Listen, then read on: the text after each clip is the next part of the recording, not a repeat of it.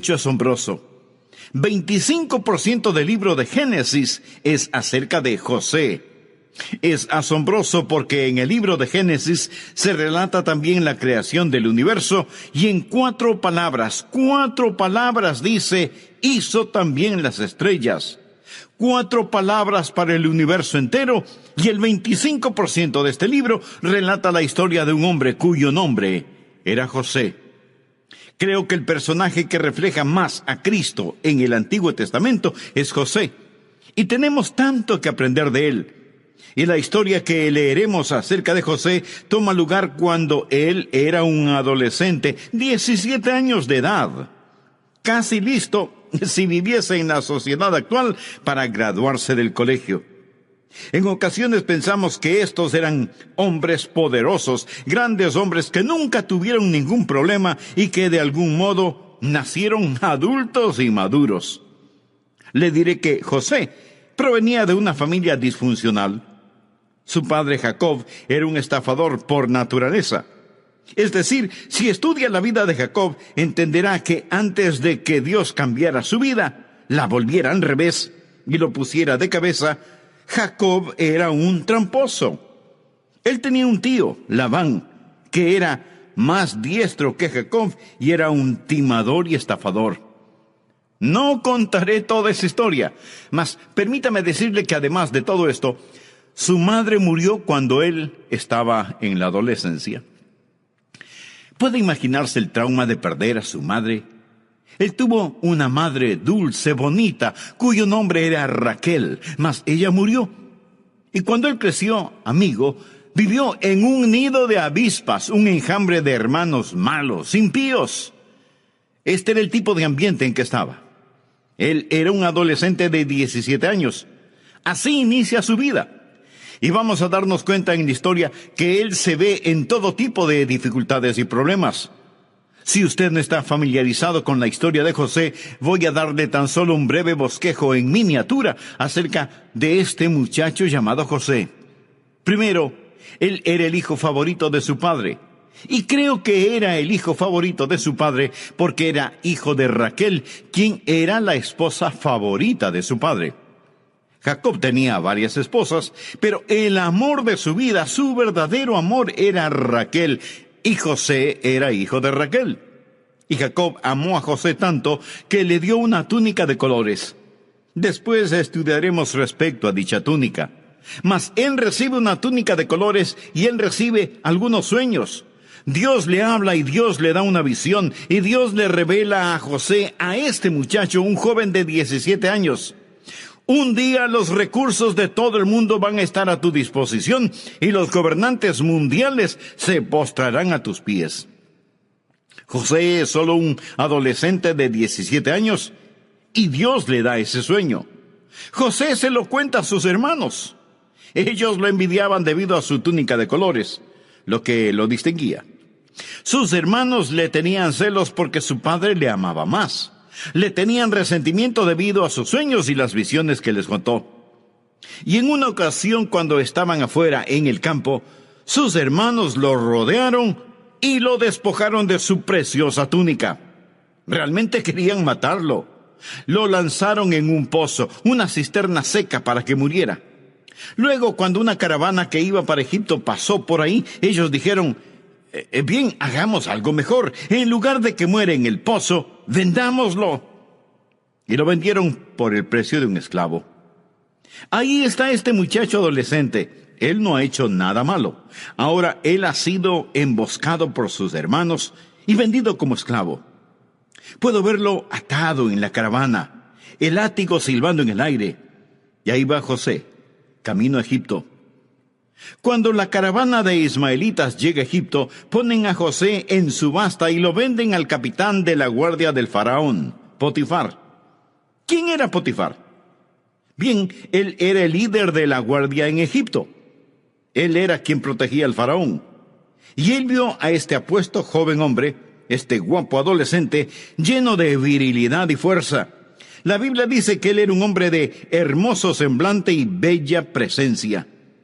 Y él era de hermosa apariencia y Potifar lo compró y le hizo esclavo de su casa. Mas José era de tal carácter, diligencia, ingeniosidad y fidelidad, que él empieza a ascender de puesto. Y poco después él estaba administrando toda la casa de Potifar. No obstante, la esposa de Potifar empieza a desear a José y trata de incitarlo a una relación adúltera, a la cual José se negó. Y no hay peor infierno como la furia de una mujer despreciada. Así que lo acusó de tratar de abusar de ella y violarla, y le contó a su marido lo que este muchacho le hizo. Entonces, su esposo toma a José por el cuello y lo lanza a la cárcel.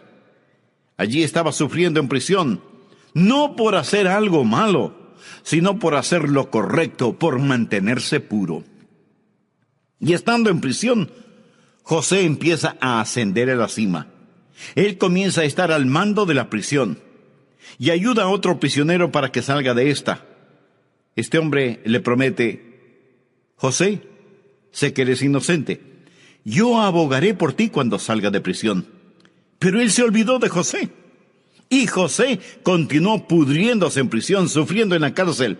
Él permaneció allí por algún tiempo hasta que el faraón tuvo unos sueños y necesitaba que alguien se los interpretara. Entonces sacaron a José de la prisión porque él tenía la sabiduría de Dios. José le interpreta los sueños al faraón. Iban a venir 7 años de abundancia y 7 años de escasez. Entonces el faraón dice: José, eres tan sabio, tan inteligente, voy a ponerte a cargo de todo. José empieza a almacenar grano y después de un tiempo José llega a ser el salvador de ese mundo en el aspecto físico, material, y Faraón exalta a José. Él es el primer ministro de Egipto. Este era el joven vendido como esclavo y él ascendió y ascendió. Ahora él es el primer ministro de Egipto. Y hubo hambre en la tierra. Y en el territorio de Canaán, aquellos hermanos inicuos que lo vendieron en la esclavitud tienen que ir a Egipto por comida. Ellos no sabían quién era José, es decir, José vestía como un egipcio. Él había crecido y cambiado. Mas ellos vinieron y tuvieron que comparecer ante José y pedirle granos. La historia es tan interesante, mas no puedo entrar en detalles porque no nos alcanza el tiempo. Finalmente, José se revela a sus hermanos y los perdona. Trae a su padre, el anciano Jacob, desde Canaán hasta Egipto. Es una historia gloriosa, es una de las mejores historias jamás escritas. No es ficción, es un hecho, es verdad. Dicha historia está llena de verdades bíblicas. Existe un tema principal. Bien, miremoslo ahora. Sírvase buscar Génesis capítulo 39 por un momento y leamos por favor los versículos 2 y 3. Note lo que dice Génesis 39, versículo 2. Mas Jehová estaba con José y fue varón próspero con él. ¿Lo ve usted? Observe el capítulo 39, versículo 21. Pero Jehová estaba con José y le extendió su misericordia y le dio gracia a los ojos del jefe de la cárcel. Ahora leamos por favor el capítulo 39, versículo 33. No necesitaba atender el jefe de la cárcel cosa alguna de las que estaban al cuidado de José, porque Jehová estaba con José. Y lo que él hacía, Jehová lo prosperaba. Me fascina eso. Jehová estaba con José. Jehová estaba con José. No importa lo que pasó. Aquí estaba un hombre que estaba practicando la presencia de Dios. Bien, ¿le gustaría eso? ¿Le gustaría prosperar? Hablo de tener verdadera prosperidad. Esta no es necesariamente riquezas. La prosperidad es la realización progresiva de la voluntad de Dios para su vida. ¿Le gustaría prosperar? Permítame darle 4 principios. Pasemos al capítulo 37, por favor. Primer principio. Exprese su distinción dada por Dios. Cuando Dios lo salvó, Dios lo hizo diferente. Y José expresó su diferencia dada por Dios. Lea los primeros 4 versículos. Habitó Jacob en la tierra donde había morado su padre, en la tierra de Canaán. Esta es la historia de la familia de Jacob. José, siendo de edad de 17 años, apacentaba las ovejas con sus hermanos, y el joven estaba con los hijos de Bila y con los hijos de Silpa, mujeres de su padre, e informaba José a su padre la mala fama de ellos.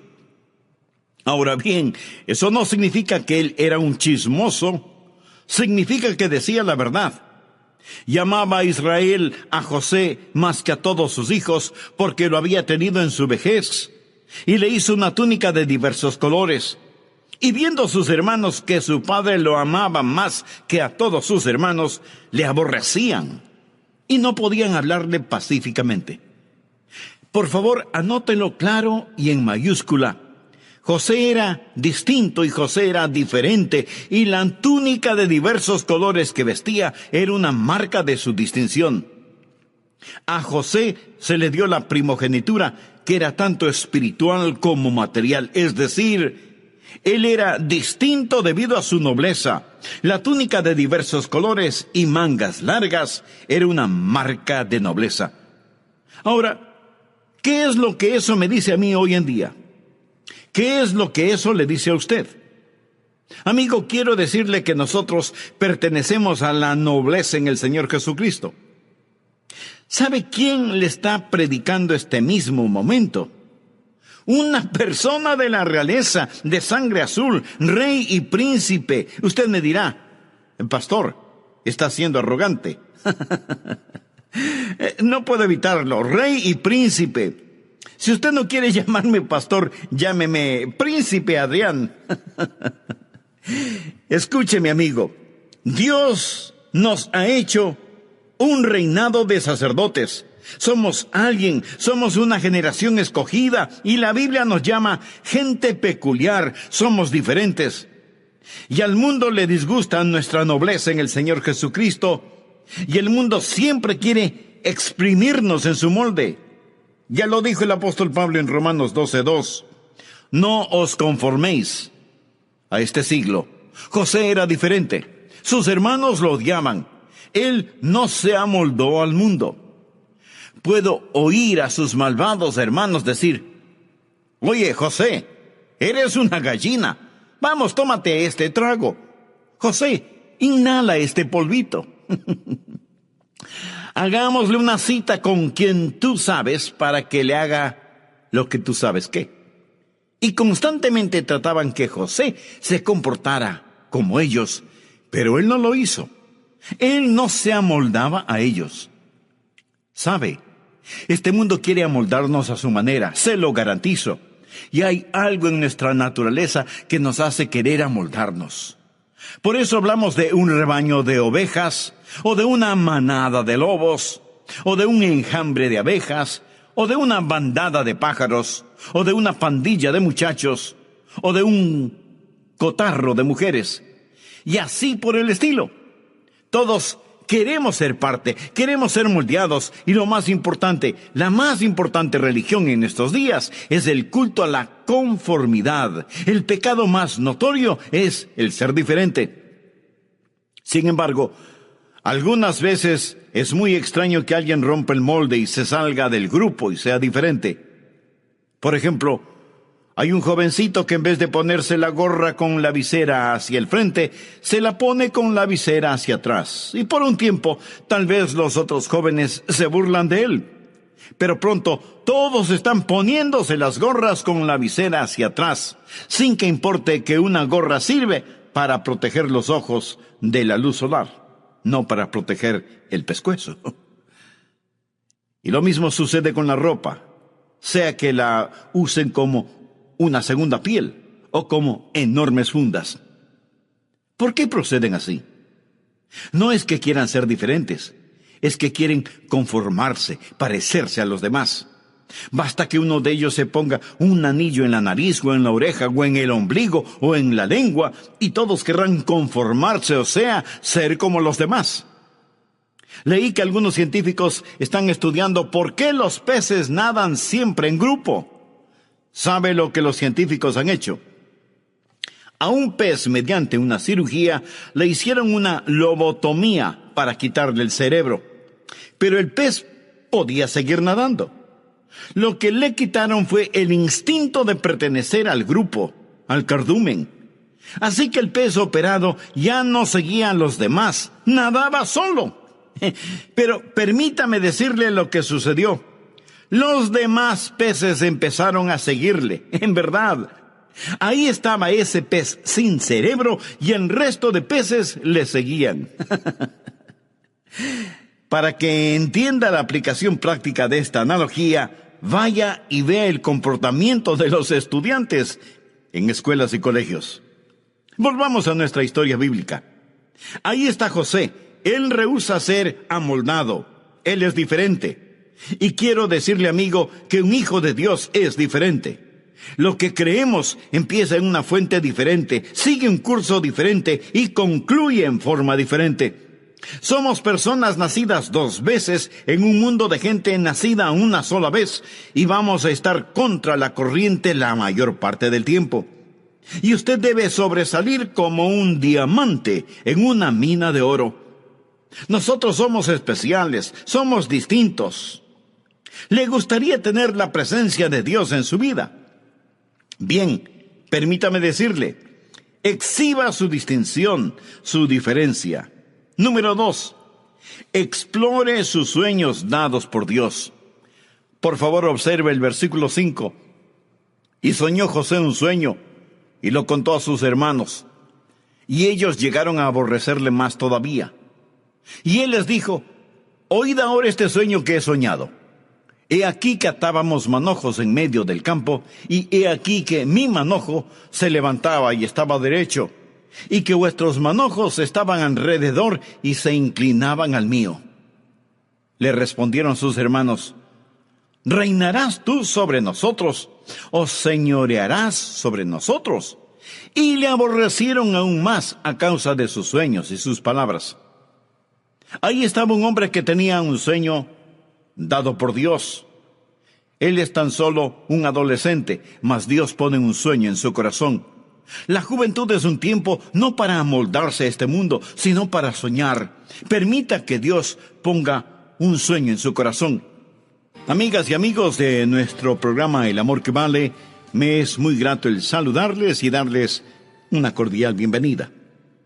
Si recuerda el mensaje anterior, sabe que estamos estudiando el tema cómo practicar la presencia de Dios. Y estamos tomando como ejemplo la vida de José en el Antiguo Testamento. Para resumir lo que ya hemos estudiado, permítame preguntarle, ¿le gustaría prosperar? Hablo de tener verdadera prosperidad y no necesariamente eso significa ser rico. La verdadera prosperidad es la realización progresiva de la voluntad de Dios en nuestras vidas.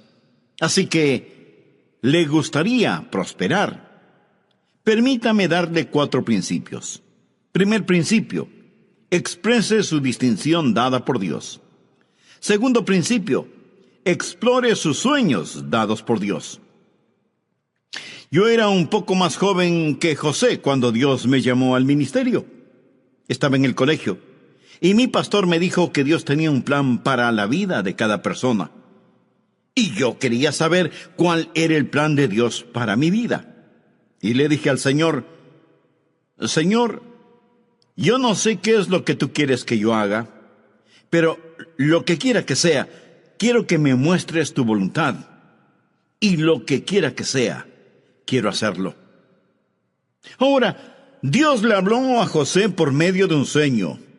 Dios le puede hablar a usted en alguna otra forma, pero el punto es el siguiente. Dios tiene un plan para su vida.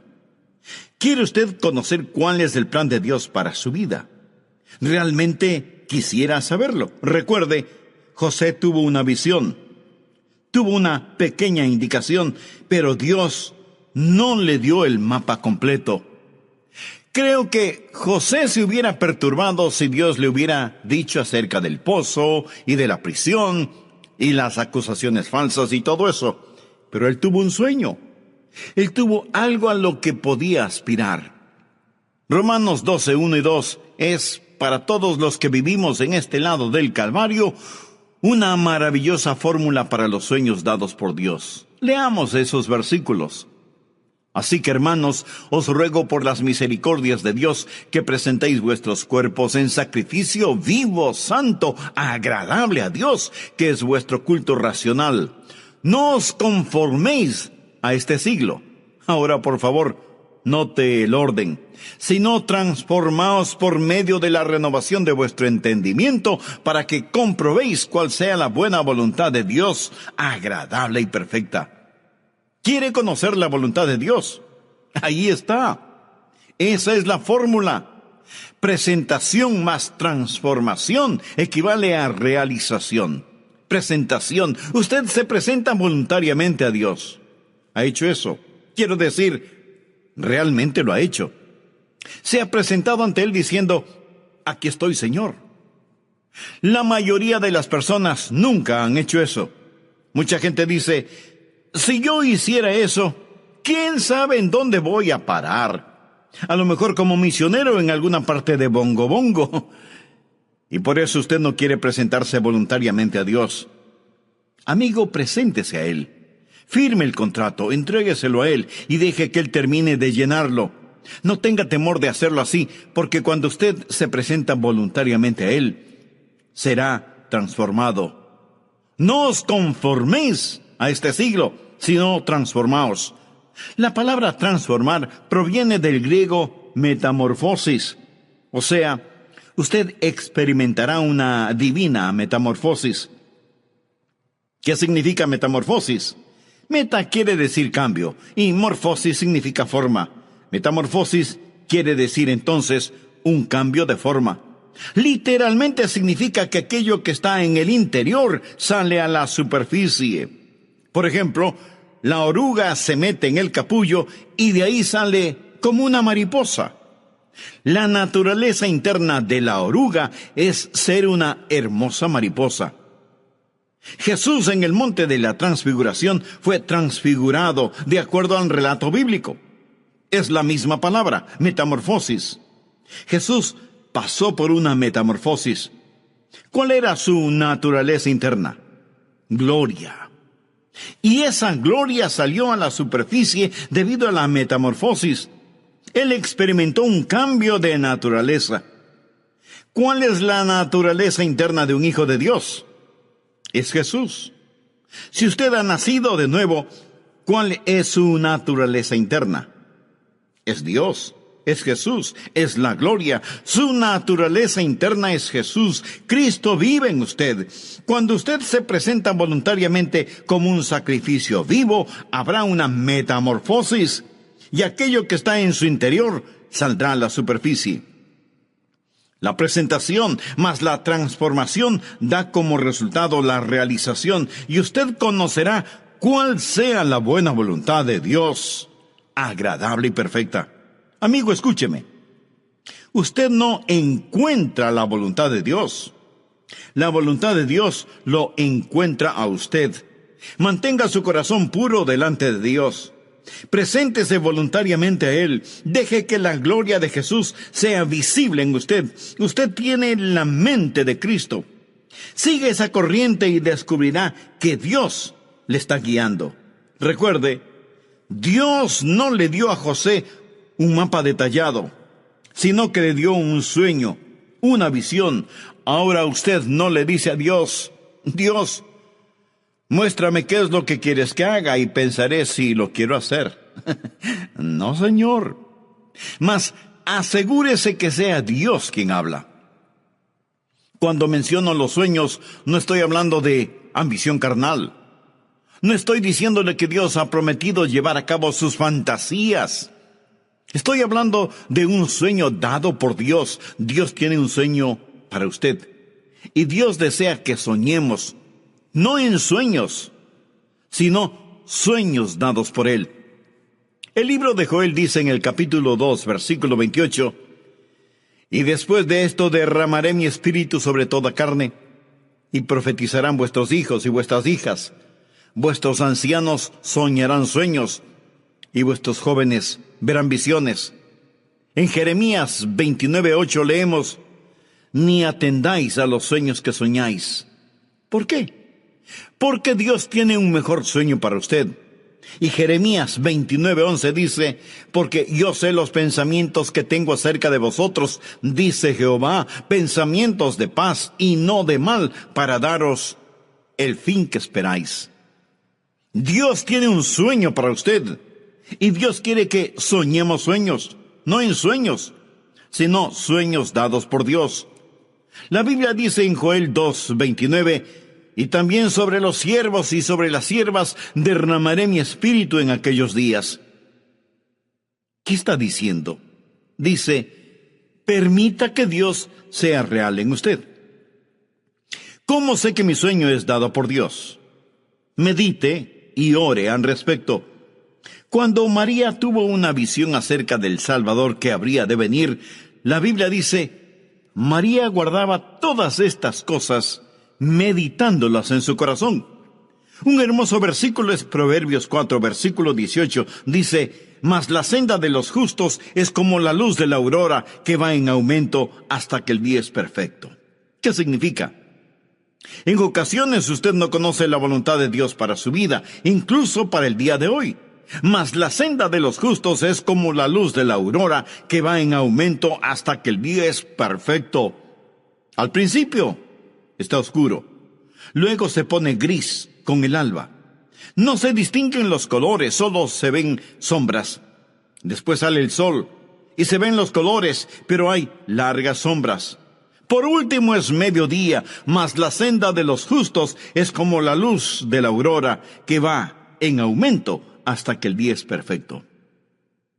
Cuando era niño dije, Señor, ¿qué es lo que quieres que haga? Y después de un tiempito tuve una semilla en mi corazón y dije, Señor, creo que quieres que predique. Luego fue, Señor, ¿tú quieres que yo predique? Y después fue, Señor, si tú quieres que yo predique, es mejor que me lo dejes saber. Y finalmente dije, Señor, sé que esto es lo que quieres que haga. Asegúrese de sus sueños, báñelos en oración y Dios le guiará. Y aunque usted diga, Señor, si eres tú hablándome, continúa hablándome, explore sus sueños. Eso es lo que José hizo. De paso diré que José era odiado debido a su nobleza, lo despreciaban, y cuando usted tenga un sueño en su corazón, le puedo asegurar que el diablo enviará a su personal del Comité de la Guerra Fría para prevenir que usted realice su sueño, si es que en verdad es un sueño dado por Dios. Una vez cuando todavía era un jovencito, estaba disfrutando de una pequeña siesta en mi dormitorio. Mi papá estaba en el patio con un hombre llamado Bird. Era el sheriff del condado, y yo lo respetaba mucho. Bird le dijo a mi papá, ¿qué es lo que va a hacer Adrián una vez que termine el colegio? Y mi papá respondió, él piensa que va a ser un predicador. Bird comentó, ese muchacho nunca será un predicador, nunca lo logrará. Bird no sabía que yo estaba escuchando sus palabras. Hay mucha gente que dice que no se puede hacer, pero quiero decirle que si Dios le da un sueño, sí se puede hacer. Los sueños dados por Dios son realizables. Tercer principio, sobrelleve las dificultades dadas por Dios. Cuando hay un sueño dado por Dios, habrá dificultades dadas por Dios. En este capítulo, si usted lee del versículo 8 al 27, se dará cuenta de algunas de las dificultades por las que tuvo que pasar José. Aquí está este hombre, este jovencito más bien, y es ridiculizado por sus hermanos. Hay una conspiración contra él. Primero quisieron matarlo. Luego decidieron lanzarlo al fondo de un pozo seco, de donde hubiera sido imposible salir. Pero finalmente lo vendieron como un esclavo. En la casa en la cual fue llevado a servir, lo acusaron falsamente y fue a parar en la cárcel. Y ahí estuvo en prisión por mucho tiempo. ¿Estaba Dios fuera de mando? Ni por una milésima de segundo Dios estaba fuera de control. Cuando todo había pasado, por favor, anótelo al margen. Génesis capítulo 50, versículo 20.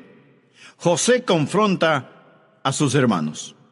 Vosotros pensasteis mal contra mí, mas Dios lo encaminó bien para hacer lo que vemos hoy, para mantener en vida a mucho pueblo. Ellos le quisieron hacer mal, y Dios lo permitió para bien de José, de su familia y de toda una poderosa nación. ¿Cuál es el versículo correspondiente a este? Romanos 8:28. Y sabemos que a los que aman a Dios, todas las cosas les ayudan a bien, esto es, a los que conforme a su propósito son llamados. Dios va a permitir que tenga dificultades en la vida. Dios no las causa. Dios no hizo que la esposa de Potifar acusara a José de violación.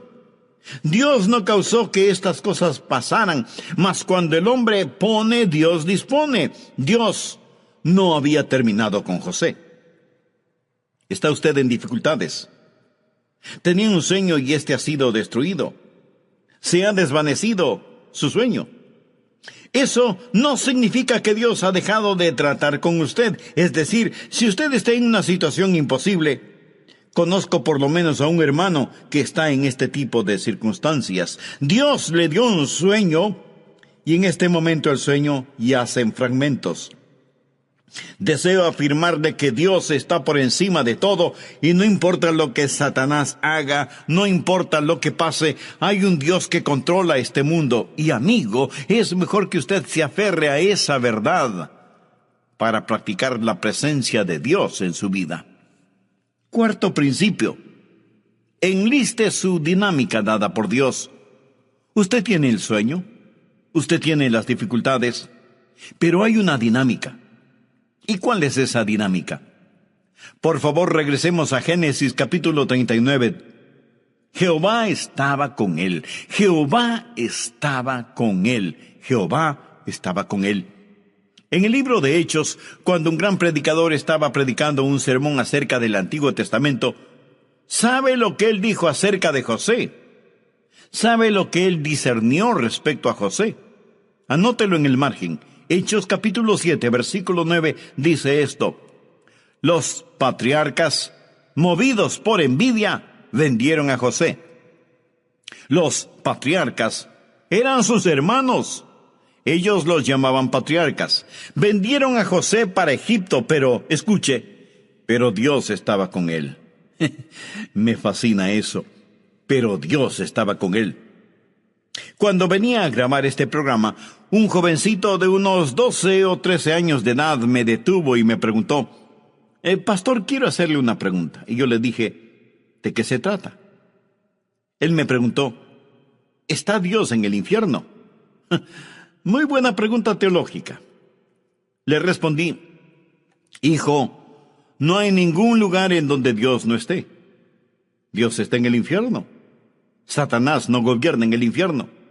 Dios le ha dado a Jesús un nombre que está por sobre todo nombre, para que todas las cosas en el cielo y las cosas en la tierra y las cosas debajo de la tierra confiesen que Jesucristo es el Señor, para la gloria de Dios el Padre. Así pues, no hay ningún lugar en donde Dios no esté. Un filósofo dijo que Dios es un círculo cuyo centro está en todas partes y cuya circunferencia no está en ninguna parte. Piensa en eso. Dios es un círculo cuyo centro está en todas partes. No hay ningún lugar en donde Dios no esté. Dios está aquí. Dios está allá. Dios está en todas partes. Alguien pregunta: pastor, entonces, ¿cuál es la diferencia en Dios estando con José y en Dios estando con Hitler? Verá, la diferencia no es su presencia actual. Cuando la Biblia dice que Dios estuvo con él, significa que Dios era por él. Dios estuvo en vez de él. Dios estuvo haciendo cosas para José. Dios estuvo con él en tiempos de persecución. Dios estuvo con él en tiempos de responsabilidad. Dios estuvo con él en tiempos de tentación, como lo veremos más tarde. Dios estuvo con él en tiempos de difamación y sufrimiento. Dios estuvo con él y Dios estuvo con José cuando murió. ¿Sabe lo que yo más quiero? Quiero a Dios conmigo. Yo quiero que haya algo acerca de Adrián Rogers que no se puede explicar aparte del hecho de que Dios está conmigo. Pero Dios no lo permita que me olvide o que nos olvidemos de ser gratos con Él, porque todo es por su gracia. Él está con nosotros. Yo no quiero que Dios quite su mano de mi vida, ni de nuestras vidas. Tendremos pesares, enfermedades. Sabía que mi esposa y yo perdimos un bebecito que murió en el Día de la Madre, una de esas muertes de cuna. El Día de la Madre. Acababa de predicar acerca de las glorias de un hogar cristiano. Esa tarde del domingo salimos de Fort Pierce, en West Palm Beach, en la Florida, aproximadamente 60 millas para estar con la familia. La pequeña iglesia llamó a otro pastor. La casa pastoral estaba contigua a la iglesia. Era una pequeña casita blanca. Y los miembros de la iglesia habían pasado a vernos. Solo teníamos unas cuantas semanas de estar en dicha iglesia. No contábamos con aire acondicionado en esa casa. La iglesia era un simple edificio blanco. Puedo ver la luz amarilla cómo destellaba en aquellas ventanas abiertas. Y la congregación estaba cantando. ¿Sabe lo que estaban cantando? No, nunca solo. No, nunca solo. Él me ha prometido nunca dejarme solo, nunca dejarme solo. He visto el relámpago centellando, he oído al trueno rugir, he sentido las olas del pecado golpear, tratando de conquistar mi alma, pero escuché la voz de Jesús diciendo: